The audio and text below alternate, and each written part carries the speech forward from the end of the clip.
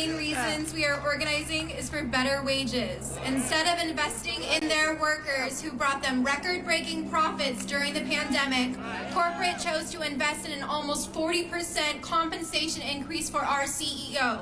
Kevin Johnson was paid over $20 million this past year, while they cut benefits such as our hazard pay. The average barista in this state was being paid under $10 an hour. They announced that sometime this summer they will start paying us $15 an hour. And while I am glad that that increase is coming, many other workers in this state work for businesses unwilling to do the same. They are not being paid what they need to live. Starbucks unionizers have made enormous strides in the past year, with over 20 stores unionized and about 220 stores planning to vote.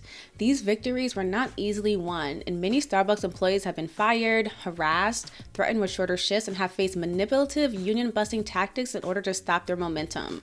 Starbucks is reported to have spent millions of dollars on these efforts and are even facing charges from the National Labor Relations Board in several states for using illegal practices to discourage the unions. Starbucks founder Howard Schultz, in a leaked viral meeting, spoke out against the unions, which is unsurprising and really shows how he doesn't give a damn about the workers who allow him the wealth he has. Howard stated that, "I am not an anti-union person. I am a pro-Starbucks, pro-partner, pro-Starbucks culture. We didn't get here by having a union." Of course you didn't get here by having a union. Having a union would have prevented all of this from the get-go. You got here for being a greedy, out of touch, and because you are a corporate coward. You are completely and wholeheartedly anti-union and by default anti-Starbucks and Starbucks employee. The fact that he's lying when we all know that Starbucks is throwing away millions of dollars is so frustrating and on brand for CEOs. Your employees are actually telling you that they don't feel like partners, that they also deserve a raise, that they want to see Starbucks thrive and become stronger, that they are willing to do the work to reach an agreement, and you spit in their face because profit for the few is better than the workers who keep the company operating? You're a freaking joke. We often see that the people who work the hardest get paid the least, which highlights a perfect conservative contradiction, that if you work hard, you'll reap the benefits. That's not how the system works, if it ever worked that way.